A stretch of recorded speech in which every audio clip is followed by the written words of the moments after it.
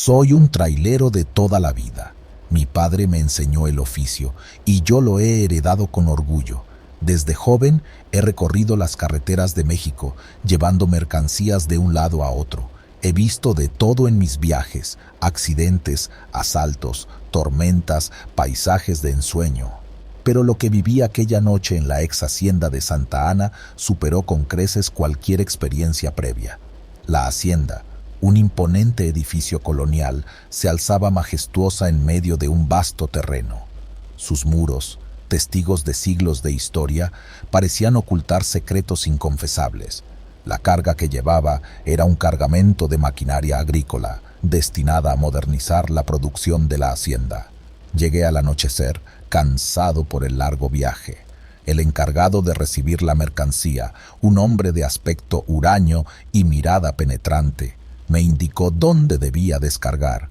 Mientras trabajaba, no pude evitar sentir una extraña sensación de inquietud. El silencio era absoluto, solo roto por el chirrido de las ruedas de mi tráiler y el canto de los grillos. La oscuridad se cernía sobre la hacienda, envolviéndola en un manto de misterio. Una vez terminada la descarga, me dirigí a la oficina del encargado para firmar los papeles. El interior de la hacienda era aún más impresionante que su fachada. Los techos altos, las paredes adornadas con pinturas antiguas y los muebles de época creaban una atmósfera de solemnidad y elegancia. El encargado, sentado tras un escritorio de madera maciza, me invitó a tomar asiento. Mientras revisaba los documentos, me habló de la historia de la hacienda. Me contó que había sido propiedad del general Antonio López de Santa Ana, uno de los personajes más controvertidos de la historia de México. Santa Ana, conocido por su ambición desmedida y su gusto por el lujo, había vivido allí durante un tiempo, dejando una huella imborrable en el lugar. Tras despedirme del encargado, me dirigí a mi tráiler, dispuesto a descansar. Pero el sueño no llegaba. La inquietud que había sentido antes se había intensificado. Decidí dar un paseo por los alrededores de la hacienda para despejarme. La noche era clara y estrellada. La luna llena iluminaba el paisaje, creando un ambiente mágico y misterioso. Caminé sin rumbo fijo, dejándome llevar por la belleza del lugar. De pronto me detuve en seco. A lo lejos vi una figura que se acercaba. Era un hombre alto y delgado, vestido con un uniforme militar. Su rostro, iluminado por la luna, tenía una expresión severa y autoritaria. Me quedé paralizado, sin poder articular palabra. El hombre se acercó lentamente, mirándome fijamente. Cuando estuvo a poco, se detuvo y me habló con una voz profunda y resonante. ¿Quién osa perturbar mi descanso? Tragué saliva, intentando controlar el temblor de mi voz. Soy Ramón, un trailero. He venido a entregar una carga. El hombre me miró con desconfianza. ¿Un trailero en mi hacienda a estas horas? Así es, señor. El encargado me indicó dónde descargar. El hombre frunció el ceño. ¿El encargado? ¿Qué encargado? El hombre que me recibió, el que está en la oficina. El hombre soltó una carcajada que heló la sangre en mis venas. ¡Ja! No hay ningún encargado aquí. Esta hacienda es mía y yo soy su único dueño. Un escalofrío recorrió mi cuerpo. Comprendí entonces que estaba frente al fantasma del general Santa Ana. Pero el hombre que me recibió, ¿quién era? Un impostor, un usurpador.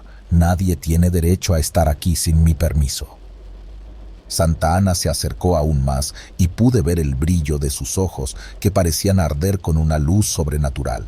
Esta hacienda es mía y nadie me la arrebatará. El general alzó su mano y un viento helado comenzó a soplar.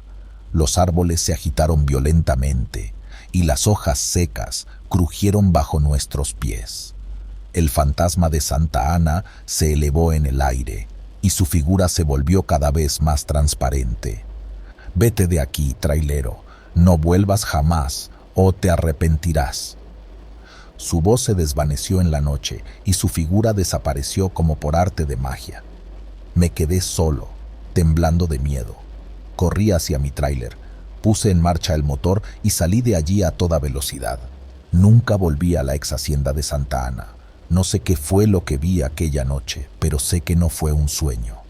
El recuerdo del fantasma de Santa Ana sigue vivo en mi memoria, y cada vez que paso cerca de Veracruz, un escalofrío recorre mi cuerpo. El asfalto sigue siendo mi hogar, pero desde aquella noche miro las carreteras con otros ojos. Sé que hay misterios que escapan a nuestra comprensión y que hay lugares donde el pasado se niega a morir, y la ex hacienda de Santa Ana es uno de ellos. Mi nombre es Raúl y he recorrido las carreteras de México durante más años de los que puedo recordar. He visto la belleza del amanecer en el desierto de Sonora y la furia de las tormentas en Veracruz, pero nada me preparó para lo que experimenté en la vieja casa de la tía Toña, en las afueras de la Ciudad de México. Mi vida en la carretera era solitaria, pero me había acostumbrado a ella. Tenía mi tráiler, mi fiel perro compañero y la libertad de la carretera abierta. Sin embargo, el destino tenía otros planes para mí. Una noche, mientras me detenía en una gasolinera cerca de la Ciudad de México, escuché a un grupo de traileros hablando de una casa abandonada conocida como la Casa de la Tía Toña. Decían que estaba embrujada por el fantasma de una anciana que había sido asesinada allí hace muchos años. La historia despertó mi curiosidad. Siempre me habían atraído las leyendas y los misterios, y la idea de pasar una noche en una casa embrujada me pareció una aventura emocionante. Así que decidí desviarme de mi ruta y buscar la casa. La casa se encontraba en una zona rural, alejada de la carretera principal. Era una construcción antigua, con las paredes desconchadas y las ventanas rotas. El jardín estaba cubierto de maleza y había un aire de abandono y tristeza en el lugar. Aparqué mi tráiler a cierta distancia de la casa y me acerqué con cautela. La puerta principal estaba abierta, invitándome a entrar. Compañero, mi perro, se quedó en el tráiler ladrando nerviosamente. Entré en la casa y un escalofrío recorrió mi cuerpo. El aire estaba frío y húmedo, y un olor a moho llenaba mis fosas nasales. La casa estaba en ruinas, con los muebles cubiertos de polvo y las telarañas colgando del techo. Mientras exploraba la casa, comencé a escuchar susurros. Eran voces débiles, como si vinieran de otra dimensión. Me detuve y escuché con atención, pero no pude entender lo que decían. Los susurros me seguían a donde quiera que iba. Parecían venir de las paredes, del suelo, del techo. Me sentía observado, como si alguien o algo me estuviera acechando en la oscuridad. Capítulo 4. La aparición de la tía Toña.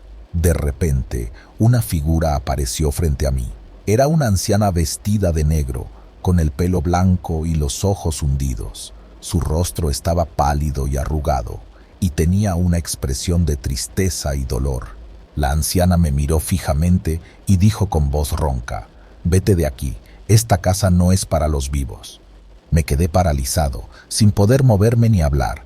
La anciana se acercó a mí y extendió su mano huesuda hacia mi rostro. Sentí un frío intenso, como si estuviera tocando hielo. Cerré los ojos y retrocedí instintivamente.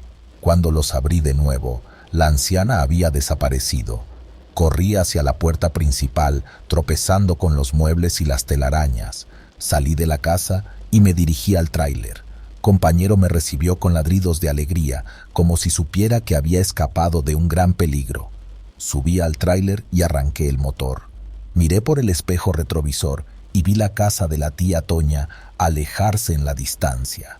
Sentí un alivio inmenso, pero también una profunda tristeza por la anciana que había conocido. Volví a la carretera, pero ya no era el mismo. La experiencia en la casa de la tía Toña me había cambiado para siempre. Ahora sabía que había cosas en este mundo que no podíamos explicar y que a veces la curiosidad podía llevarnos a lugares peligrosos. Nunca volví a la casa de la tía Toña, pero nunca olvidé lo que había vivido allí. La historia se convirtió en una leyenda entre los traileros. y muchos decían que habían visto el fantasma de la anciana vagando por la casa. Yo sé que lo que vi era real. La tía Toña era un espíritu atrapado en este mundo, buscando la paz que nunca encontró en vida. Espero que algún día encuentre el descanso que merece. El sol se despedía con un rojo intenso sobre el horizonte de Chihuahua cuando recibí la llamada. Era don Joaquín, mi jefe y amigo desde hacía años. Ramón, necesito un favor muy grande. Tengo un cargamento urgente para la Ciudad de México. ¿Puedes hacerlo? Claro, don Joaquín, para usted lo que sea. ¿Cuándo salgo? Mañana mismo, a primera hora. Es un encargo especial, Ramón. Es para ayudar a los damnificados de un nuevo temblor que hubo hace unos días. Un escalofrío me recorrió la espalda. El terremoto del 85 aún estaba fresco en mi memoria, una herida abierta que nunca sanaría del todo, pero no podía negarme. No se preocupe, don Joaquín, la carga llegará a tiempo. Al día siguiente ya estaba al volante de mi fiel Kenworth, devorando kilómetros de asfalto bajo un cielo azul despejado. La radio escupía corridos y rancheras, pero mi mente estaba en otra parte. Pensaba en los rostros de angustia que había visto en el 85, en los edificios reducidos a escombros, en el olor a muerte que impregnaba el aire. Al caer la noche, entré en Zacatecas. La carretera estaba desierta, solo iluminada por los faros de mi camión. De repente, un temblor sacudió la cabina. Frené en seco, el corazón latiéndome a 1000 por hora. Pero no había nada, solo el silencio de la noche. ¿Qué demonios fue eso?, murmuré, temblando. Decidí seguir, pero la sensación de inquietud no me abandonaba. Unos kilómetros más adelante, vi una figura a lo lejos, en medio de la carretera. Era una mujer vestida de blanco, con el pelo largo y negro ondeando al viento. Frené de nuevo, pero la figura desapareció como por arte de magia. Esto no me gusta nada, pensé, sudando frío.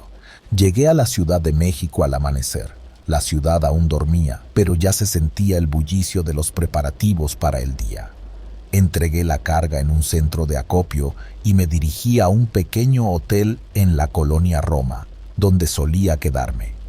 El Hotel California era un lugar modesto pero acogedor, regentado por doña Lupita, una mujer amable y dicharachera que siempre me recibía con una sonrisa y un café caliente. «Ramón, qué gusto verte de nuevo», me saludó doña Lupita. «¿Cómo estuvo el viaje?» «No muy bueno, doña Lupita», respondí, aún perturbado por los sucesos de la noche anterior. «Tuve unos sustos en la carretera». Doña Lupita me miró con preocupación. «¿Qué te pasó, hijo?», le conté lo del temblor y la mujer de blanco. Ella escuchó con atención y al final suspiró. «Ay, Ramón, no me digas que viste a la Llorona». «¿La Llorona? ¿Quién es esa?», pregunté, intrigado. Doña Lupita me explicó que la Llorona era un espectro que se aparecía en las carreteras, buscando a sus hijos que había ahogado en un río. Se decía que su llanto era un presagio de muerte. Un escalofrío me recorrió la espalda de nuevo. «¿Cree que me va a pasar algo malo, doña Lupita?», pregunté asustado. «No lo sé, hijo», respondió ella con tristeza. «Solo Dios sabe, pero reza mucho, Ramón, reza mucho». Esa noche no pude dormir. Las palabras de doña Lupita resonaban en mi cabeza. La Llorona, el terremoto, la muerte. Todo se mezclaba en una pesadilla que no me dejaba descansar. De repente, un temblor sacudió la cama. Me incorporé de golpe, el corazón latiéndome a 1000 por hora. Miré a mi alrededor, pero no había nada, solo el silencio de la habitación. Entonces escuché un sonido que me heló la sangre. Era un llanto desgarrador que venía del pasillo. Me levanté de la cama, temblando de miedo, y me acerqué a la puerta. La abrí lentamente, y lo que vi me dejó petrificado. Era la Llorona. Estaba parada en medio del pasillo, vestida de blanco, con el pelo largo y negro cubriéndole el rostro. Sus ojos eran 2 cuencas vacías que me miraban fijamente, y de su boca salía un llanto que parecía venir del mismísimo infierno. Mis hijos, gritaba, con una voz que me desgarraba el alma. Retrocedí, aterrorizado, y cerré la puerta de golpe. Me apoyé en ella temblando como una hoja. El llanto seguía, cada vez más fuerte, más cerca. Sentí que me iba a desmayar. De repente, el llanto cesó. Todo quedó en silencio. Me atreví a abrir la puerta de nuevo, pero la Llorona había desaparecido. A la mañana siguiente hice mis maletas y me fui del Hotel California sin despedirme de doña Lupita. No podía soportar estar un minuto más en ese lugar. Conduje sin parar hasta Chihuahua, con el corazón en un puño. Solo me detuve para repostar y comer algo. No quería hablar con nadie, solo quería llegar a casa y olvidar todo lo que había vivido. Cuando por fin llegué, me encerré en mi cuarto y no salí en varios días. No podía dejar de pensar en la Llorona, en el terremoto, en la muerte. Tenía pesadillas todas las noches. Con el tiempo, las pesadillas fueron disminuyendo, pero nunca desaparecieron del todo.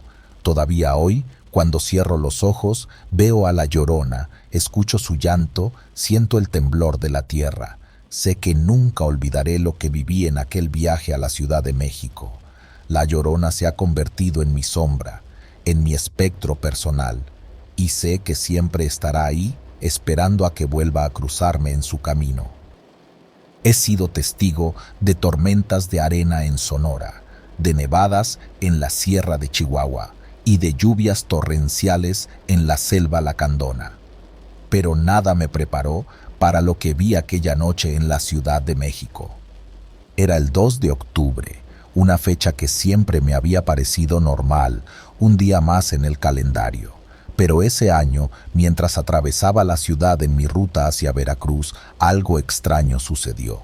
Había tomado un atajo por Tlatelolco, una zona que siempre me había dado escalofríos. Decían que estaba maldita, que las almas de los estudiantes masacrados en 1968 aún vagaban por allí, buscando justicia. Yo nunca había creído en fantasmas, pero esa noche mi escepticismo se hizo añicos. La Plaza de las Tres Culturas estaba desierta, iluminada por las farolas que proyectaban sombras alargadas y grotescas. El silencio era sepulcral, roto solo por el rugido de mi motor y el chirrido de los frenos. Aparqué el tráiler frente a la iglesia de Santiago, un edificio colonial que parecía un centinela de piedra. Apagué el motor y me recosté en el asiento, cerrando los ojos. El cansancio me vencía, pero el sueño no llegaba. De repente, un grito desgarrador me hizo saltar del asiento. Abrí los ojos y miré hacia la plaza. Una figura fantasmal se alzaba en medio de la oscuridad, una silueta borrosa que parecía estar formada por niebla y humo. Era una mujer joven, con el pelo largo y negro, y un vestido blanco manchado de sangre. Sus ojos eran dos pozos de dolor y desesperación. «¡No disparen!», gritó la mujer con una voz que helaba la sangre. «Somos estudiantes, no somos criminales». La figura se desvaneció tan rápido como había aparecido, pero su grito resonó en mis oídos como un eco del pasado. Me froté los ojos pensando que había sido una alucinación, pero cuando miré de nuevo hacia la plaza, vi que no estaba solo. Decenas de figuras fantasmales se materializaban en la oscuridad, hombres y mujeres jóvenes, todos vestidos con ropa de los años 60. Sus rostros estaban marcados por el terror y la indignación. «¡Asesinos!», gritaban algunos. «¡Justicia!», clamaban otros. Las figuras se acercaban a mi tráiler, rodeándolo como una marea espectral. Sus voces se mezclaban en un coro de lamentos y acusaciones. Podía sentir su dolor, su rabia, su sed de venganza. Me quedé paralizado, sin saber qué hacer.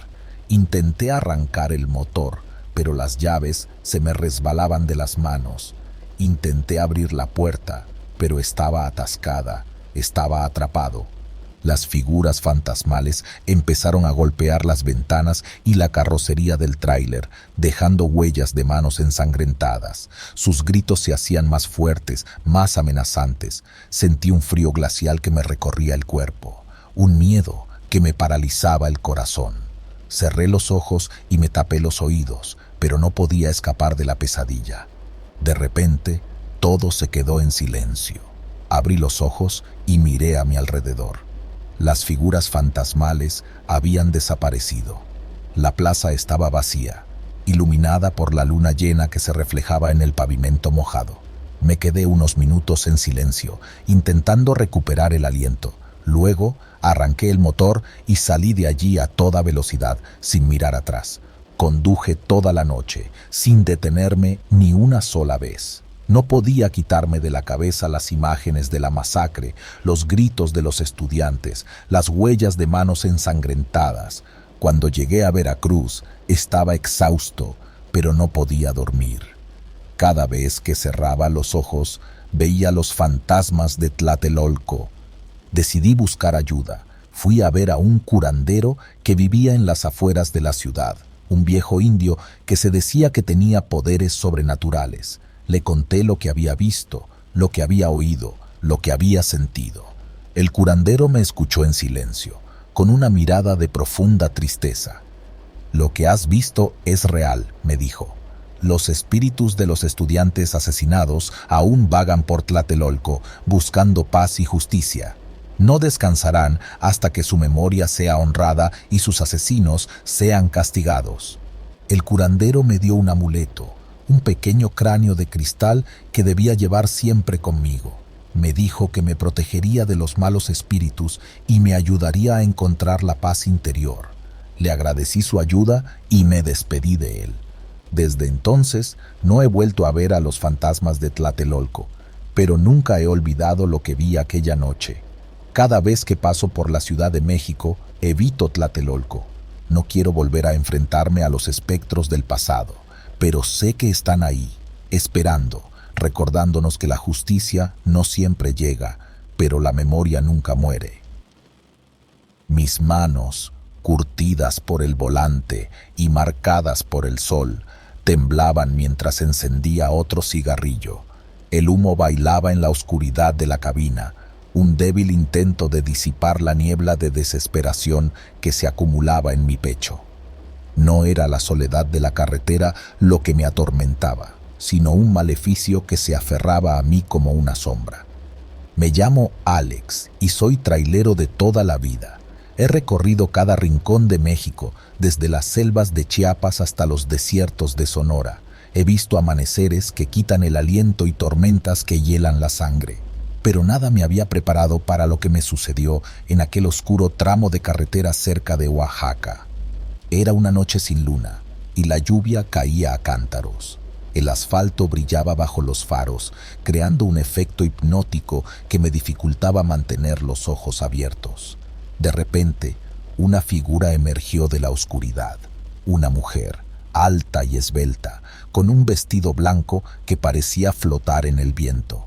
Su rostro era pálido y hermoso, pero sus ojos eran pozos de oscuridad que me helaron hasta los huesos. Frené bruscamente, el corazón martilleando en mi pecho. La mujer se acercó a la ventanilla, una sonrisa enigmática curvando sus labios. «¿Necesitas ayuda, guapo?», preguntó con una voz suave como la seda. Dudé un momento, cautivado por su belleza y aterrorizado por su presencia. «Estoy perdido», respondí, mi voz apenas un susurro. «Yo puedo mostrarte el camino», dijo ella, extendiendo una mano pálida. Sin pensarlo, abrí la puerta y la dejé subir. Fue un error que pagaría caro. La mujer se presentó como Xochitl y me contó que era de un pueblo cercano. Su conversación era cautivadora, llena de historias y leyendas que me hacían olvidar el cansancio y la lluvia. Pero mientras hablaba, noté que sus ojos nunca dejaban de mirarme, como si intentara penetrar en mi alma. De repente, sacó un pequeño frasco de su bolso y me ofreció una bebida. «Esto te ayudará a mantenerte despierto», dijo con una sonrisa seductora. Bebí el líquido sin dudarlo y al instante sentí una oleada de calor recorrer mi cuerpo. Xochitl se acercó más, su aliento acariciando mi piel. «Ahora eres mío», susurró en mi oído. Antes de que pudiera reaccionar, me besó. Sus labios eran fríos como el hielo, y su beso me robó la voluntad. Caí en un sueño profundo y cuando desperté, Xochitl había desaparecido. Al principio pensé que todo había sido un sueño, pero pronto me di cuenta de que algo había cambiado. No podía dejar de pensar en Xochitl. Su imagen me perseguía día y noche. Perdí el apetito, el sueño y las ganas de vivir. Mis compañeros traileros notaron mi cambio y me preguntaron qué me pasaba. ¿Estás enfermo, Alex?, me preguntó mi amigo Juan, preocupado. No lo sé, Juan. Siento como si algo se hubiera apoderado de mí, respondí, mi voz llena de angustia. Tal vez deberías ir al médico, sugirió Juan. Pero yo sabía que ningún médico podía curarme. Estaba bajo un hechizo y solo una persona podía ayudarme, la bruja de Coyoacán. Había oído hablar de la bruja de Coyoacán, una mujer sabia y poderosa que se decía que podía curar cualquier mal. Su casa era un lugar misterioso, lleno de hierbas, amuletos y objetos extraños. Cuando llegué, la bruja me recibió con una sonrisa cálida. «Sé por qué has venido, Alex», dijo con una voz profunda y resonante. «Estás bajo un hechizo de amor», asentí, incapaz de hablar. «No te preocupes», continuó la bruja. «Puedo ayudarte, pero debes ser fuerte y seguir mis instrucciones al pie de la letra». La bruja me llevó a una habitación oscura, iluminada solo por la luz de unas velas. En el centro de la habitación había un altar cubierto de símbolos y objetos rituales. «Debes beber esta poción», dijo la bruja, entregándome un cuenco lleno de un líquido espeso y oscuro. «Te ayudará a romper el hechizo». Bebí la poción y al instante sentí un dolor agudo en el pecho. Caí al suelo, retorciéndome de agonía. La bruja comenzó a recitar un conjuro en una lengua antigua y poco a poco el dolor comenzó a disminuir. Cuando abrí los ojos me sentí renovado, como si me hubieran quitado un peso de encima.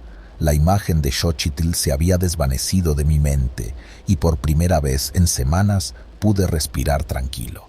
Volví a la carretera, pero esta vez con una nueva perspectiva. Había aprendido que el mundo está lleno de misterios y peligros y que no siempre podemos confiar en las apariencias, pero también había aprendido que hay personas buenas dispuestas a ayudar y que siempre hay esperanza, incluso en las situaciones más oscuras. Y así continuó mi viaje, recorriendo las carreteras de México, llevando carga y viviendo aventuras. Pero nunca olvido la lección que aprendí en aquella oscura noche de Oaxaca. Nunca subestimes el poder de un hechizo de amor y nunca te rindas ante la adversidad.